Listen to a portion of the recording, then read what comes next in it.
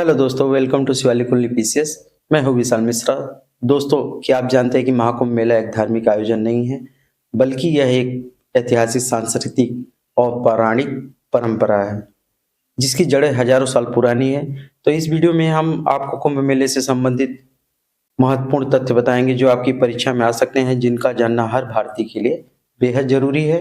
तो वीडियो को आखिर तक जरूर देखें, क्योंकि इससे जुड़े हैं सवाल आपकी आगामी परीक्षाएं, जैसे UPPCS, UPPCS RO, Uttarakhand PCS, SSC bank, railway आदि प्रतियोगी परीक्षाओं के लिए बहुत महत्वपूर्ण है। बीपीएससी अदर जितने भी एग्जाम है, सब में पूछे जाने की संभावना अत्यधिक है। तो आइए हम यहाँ महाकुंभ के संदर्भ में यहाँ पर देखते हैं महत्वपूर्ण तथ्य और ऐतिहासिक और पौराणिक क्या पृष्ठभूमि रही है। फिर उसके बाद जो क्वेश्चन देखेंगे। तो महाकुंभ एवं कुंभ मेले के संदर्भ में यहाँ देखते हैं। तो कुंभ शब्द की उत्पत्ति किससे होती है? कुंभक से। और कुंभक का अर्थ क्या होता है? अमृत का पवित्र घड़ा। और कुंभ का अर्थ क्या होता है? घड़ा होता है। तो कुंभ मेले की उत्पत्ति, ऐतिहासिक और पौराणिक जो पृष्ठभूमि, उसके बारे में बात करते हैं। तो कुंभ मेले की उत्पत्ति का उल्लेख मिलता है, कहाँ से मिलता है? हिंदू धर्म ग्रंथों, पुराणों में मिलता है। और विशेष रूप से भागवत पुराण, महाभारत और पद्म पुराण में कुंभ मेले की या कुंभ मेले की उत्पत्ति का उल्लेख मिलता है। और किंवदंती है कुछ, जिनके अनुसार समुद्र मंथन के दौरान जब देवताओं और असुरों ने अमृत कलश के लिए संघर्ष किया, तब अमृत की कुछ जो बूंदें थी पृथ्वी पर 4 स्थानों पर गिरी: प्रयागराज, हरिद्वार, उज्जैन और नासिक। यही कारण है कि कुंभ मेले का आयोजन इन 4 स्थानों पर किया जाता है। तो उसके बाद हम देखेंगे कि जो 4 स्थान हैं, वहां पर नदियां क्या हैं, क्योंकि नदियों से की पूछा जाता है क्वेश्चन। तो प्रयागराज के यहाँ संदर्भ में देखते हैं। प्रयागराज है उत्तर प्रदेश में। दूसरा है हरिद्वार, उत्तराखंड में है। तीसरा है नासिक, जो कि महाराष्ट्र में है। चौथा जो उज्जैन और महाराष्ट्र में। यहाँ पर 4 स्थानों पर 4 बूंदें गिरी थी, एक किंवदंती है।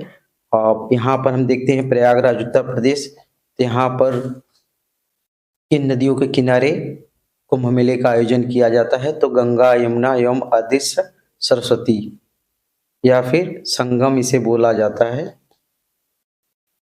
इन तीनों के संगम पे ही प्रयागराज में कुंभ मेले का आयोजन किया जाता है। दूसरा है हरिद्वार उत्तराखंड में, यहाँ गंगा के किनारे इसका आयोजन किया जाता है। नासिक महाराष्ट्र में, यहाँ गोदावरी नदी के किनारे इसका आयोजन किया जाता है। चौथा है मध्य प्रदेश, क्षिप्रा नदी के किनारे, या क्षिप्रा भी कई कई जगह मिलता है, क्षिप्रा नदी के किनारे। तो इसके आगे हम चलते हैं, ऐतिहासिक यहाँ पर प्रमाण देखेंगे। तो कुंभ मेले का जो ऐतिहासिक उल्लेख है, सर्वप्रथम कहाँ से मिलता है? तो ह्वेनसांग और दूसरे थे अलबरूनी। 7वीं शताब्दी में ह्वेनसांग और अलबरूनी 11वीं शताब्दी में। ये हर्षवर्धन के टाइम में आए थे, हर्षवर्धन। और अलबरूनी महमूद गजनवी के टाइम में आया था, गजनवी।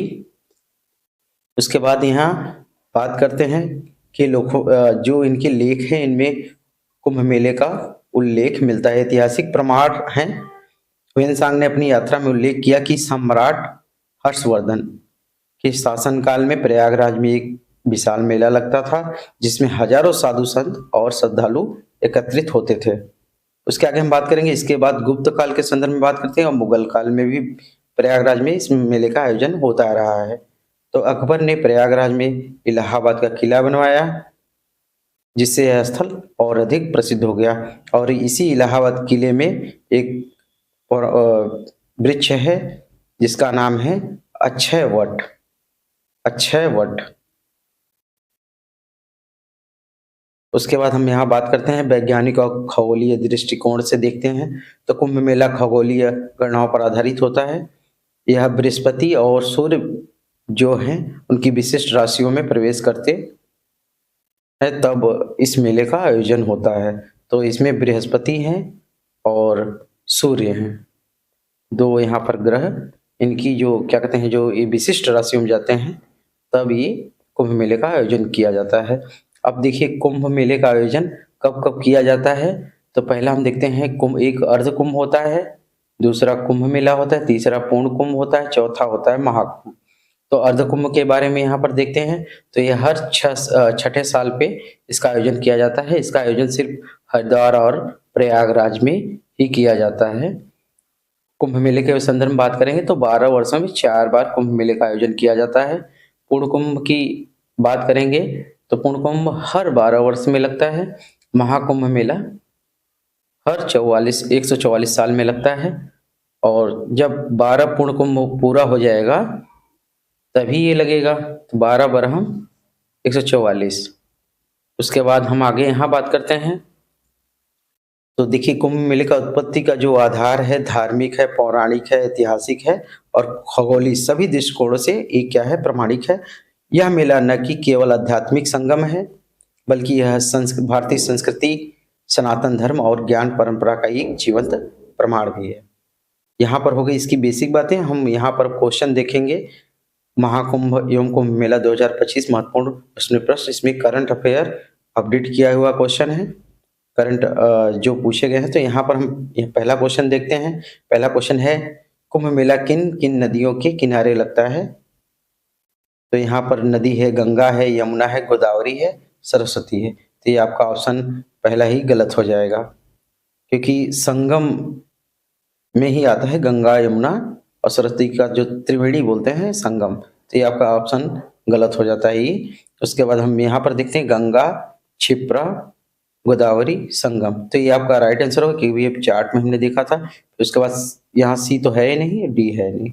उसके बाद हम आगे बढ़ते हैं, दूसरे क्वेश्चन की तरफ चलते हैं। दूसरा क्वेश्चन है, कुंभ मेले का आयोजन किन स्थानों पर होता है? कुंभ मेले का आयोजन किन स्थानों पर होता है?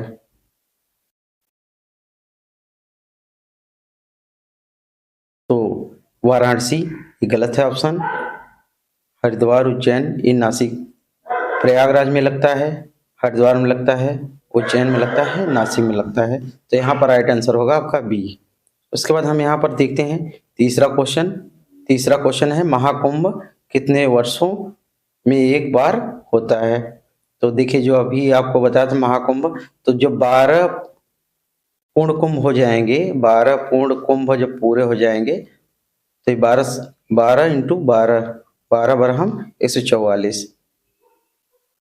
ठीक है, तो 144। तो यहाँ पर राइट आंसर होगा आपका सी। और ध्यान देने वाली है, महाकुंभ प्रयागराज में ही लगता है। उसके बाद हम चौथे क्वेश्चन पर चलते हैं। चौथा क्वेश्चन है यहाँ पर, कुंभ मेला 2025 कब से कब तक आयोजित किया गया है? तो देखिए 10 जनवरी, यहाँ पर 20 फरवरी 2025, तो ये गलत होगा। 13 जनवरी से 26 फरवरी। देखिए अभी 26 फरवरी यहाँ पर दिया गया है, यहाँ 28 मार्च, क्योंकि अंतिम तिथि 26 फरवरी कभी हाल ही में यहाँ पर कंप्लीट हुआ है। तो ये आपका राइट आंसर यहाँ पर बी होगा। और देखिए इसको याद करने के, क्योंकि डेट आपको याद करने सबसे सिंपल तरीका है, आप कुछ न करिए, यहाँ पर 26 जनवरी आप लिख दीजिएगा और इसमें माइनस करिएगा कितना, 13 माइनस करेंगे आप, तो यहाँ पर 13 आ जाएगा, 13 जनवरी। यहाँ पर आप प्लस करिएगा, 13 इंटू 2 कर दीजिए, 13 ना 26 को यहाँ पर आप 26 फरवरी आप जनवरी यहाँ पर कर दीजिएगा आप। उसके बाद हम आगे यहाँ चलते हैं। नेक्स्ट क्वेश्चन है आपका, कुंभ मेला 2025 का आयोजन कितने दिनों तक के लिए किया गया था? तो ऑप्शन है ए 30 दिन, बी 40 दिन, सी है 45 दिन, डी है आपका 50 दिन। तो इसका जो राइट आंसर होगा वो होगा 45 दिन, ऑप्शन सी। उसके बाद हम चलते हैं छठे क्वेश्चन पे। तो छठा क्वेश्चन है, यूनेस्को द्वारा महाकुंभ मेले को अमूर्त सांस्कृतिक विरासत के रूप में किस वर्ष मान्यता दी गई?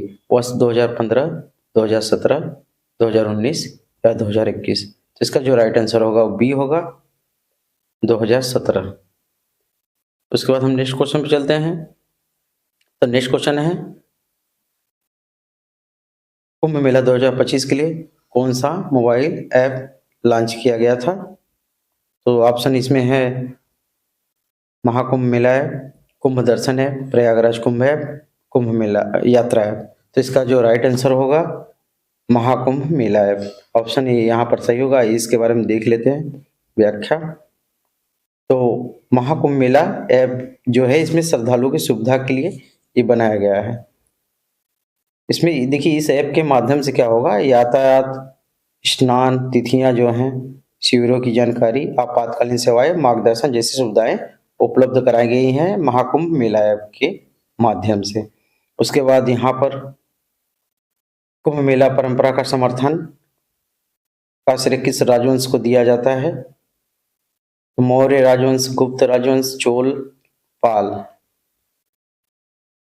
तो इसका राइट आंसर होगा गुप्त राजवंश, क्योंकि हमने भी पढ़ा था। तो इसकी व्याख्या देख लेते हैं।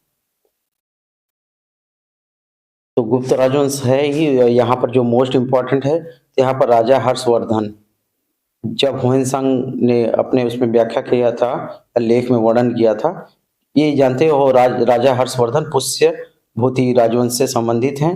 और इन्होंने क्या किया था, प्रयागराज में कुंभ मेले का आयोजन क्या किया था, प्रारंभ किया था। किसने किया था? राजा हर्षवर्धन ने प्रारंभ किया था। लेकिन अब क्वेश्चन जो पूछा गया है, क्वेश्चन पूछा गया है यहाँ पर, कुंभ मेला परंपरा का समर्थन करने का श्रेय किस राजवंश को दिया जाता है? तो गुप्त राजवंश है, क्योंकि यहाँ पर ऑप्शन में कहीं नहीं दिया गया है कि पुष्यभूति वंश।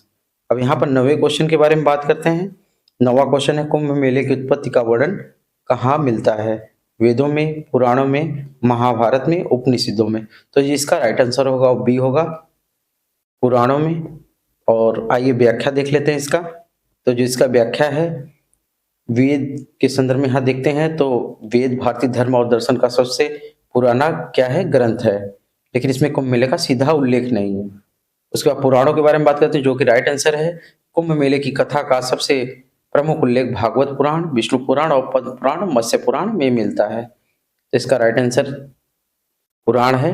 महाभारत के संदर्भ में बात करते हैं, महाभारत में समुद्र मंथन का उल्लेख किया गया है, बशर्ते कुंभ मेले का या कुंभ मेले की परंपरा का उल्लेख नहीं किया गया। देखिए परंपरा शब्द आ रहा है, आप लोग से पहले बोल दिया था कि यह एक धार्मिक आयोजन नहीं है। उसके बाद यहाँ पर उपनिषद एक धार्मिक ग्रंथ है जो कि ज्ञान, ब्रह्म और आत्मा पर आधारित है, कुंभ मेले का उल्लेख नहीं करता। उसके बाद यहाँ आगे चलते हैं हम 10वें क्वेश्चन पे। 10वां क्वेश्चन है, महाकुंभ मेले के समापन का प्रतीक किस त्योहार को माना जाता है? तो देखिए 26 फरवरी को कंप्लीट हो गया आपका, अंतिम तिथि थी, और 13 जनवरी को आपका स्टार्ट हुआ था। तो बसंत पंचमी, माघ पूर्णिमा, होली, दीपावली। तो इसका जो राइट आंसर होगा बी होगा।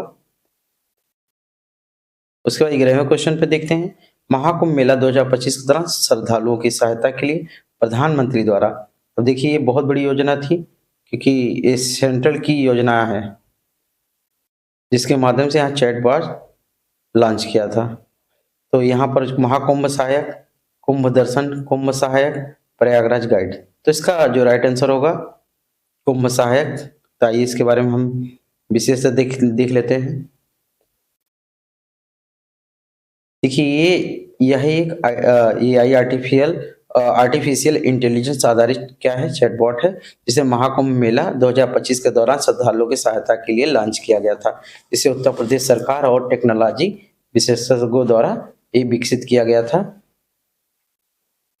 कुंभ सहायक चैटबॉट। ठीक है, कुंभ में आने वाले लाखों श्रद्धालुओं को रियल टाइम जानकारी और सहायता मिल सके। देखिए यातायात, स्वास्थ्य सुविधाओं, गुमशुदा व्यक्तियों की खोज, पंडालों की जानकारी, स्नान तिथियों एवं अन्य आपातकालीन सेवाओं के बारे में जानकारी प्रदान करती है। डीप में अगर क्वेश्चन बनाएगा तो यूपीपीसीएस वगैरह के लिए इंपॉर्टेंट रहेगा ये पॉइंट।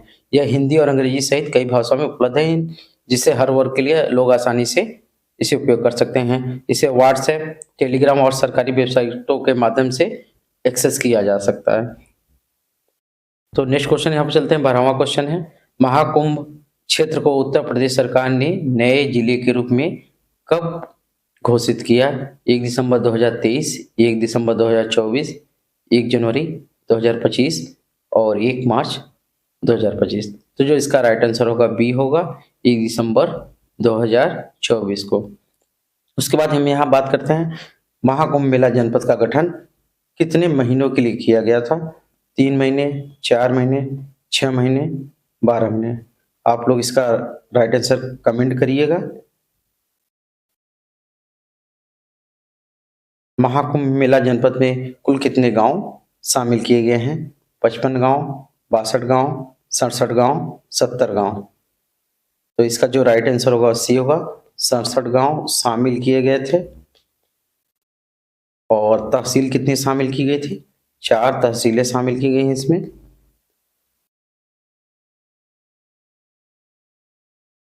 उसके बाद 15वां क्वेश्चन है, महाकुंभ मेला जनपद में प्रयागराज की कितनी तहसीलें शामिल की गई? तो इस राइट आंसर होगा सी, 4 तहसील शामिल की गई। और तहसीलें कौन कौन सी हैं? सदर है, सोराव है, फूलपुर और करछना। तो यहाँ पर ऑब्जेक्टिव क्वेश्चन बन सकता है क्योंकि 3 पॉइंट दिया है। चौथा ऑब्जेक्टिव पॉइंट यहाँ पर बन सकता है कि निम्नलिखित में कौन सा महाकुंभ मेला जनपद का मेला जनपद में शामिल तहसील नहीं है? सदर, सोराव, फूलपुर, करछना, इसमें से कोई एक या उपरोक्त सभी करके दे सकता है। तो यहाँ पर आगे चलते हैं। ये डीप में क्वेश्चन रहेगा, यूपी पीसीएस में पूछा जा सकता है, यूपी के एग्जाम में। महाकुंभ मेला जनपद का गठन किस अधिनियम के तहत किया गया है? तो उत्तर प्रदेश प्रयागराज मेला प्राधिकरण अधिनियम 2017 के द्वारा, उत्तर प्रदेश नगर निगम अधिनियम 1959 के द्वारा, प्रयागराज विकास प्राधिकरण 1985 के द्वारा, कुंभ मेला प्रबंधन अधिनियम 2020 के द्वारा। तो इसका जो राइट आंसर होगा ये होगा उत्तर प्रदेश प्रयागराज मेला प्राधिकरण अधिनियम 2017। इसके आगे हम चलते हैं। दोस्तों यहाँ पर महाकुंभ 2025 के संदर्भ परीक्षक विशेष तैयारी के लिए वनडे एग्जाम के लिए यहाँ पर पूरा फैक्ट और क्वेश्चन वन लाइनर में है, और आप लोग टेलीग्राम से चाहे इसे डाउनलोड भी कर सकते हैं। टेलीग्राम लिंक हम डिस्क्रिप्शन में दे देंगे। तो दोस्तों यह था महाकुंभ मेला 2025 से जुड़ा एक महत्वपूर्ण विश्लेषण। अगर आपको जानकारी उपयोगी लगी हो तो इस वीडियो को लाइक करें, शेयर करें और कमेंट में बताएं कि आपको सबसे ज़्यादा कौन सा तथ्य रोचक लगा। अगर आप चाहते हैं कि ऐसा महत्वपूर्ण करंट अफेयर्स और जीके के अपडेट आपको मतलब रोज मिलते रहे तो चैनल को सब्सक्राइब करना ना भूलें। मिलते हैं अगले वीडियो में एक और बेहतरीन टॉपिक के साथ। धन्यवाद।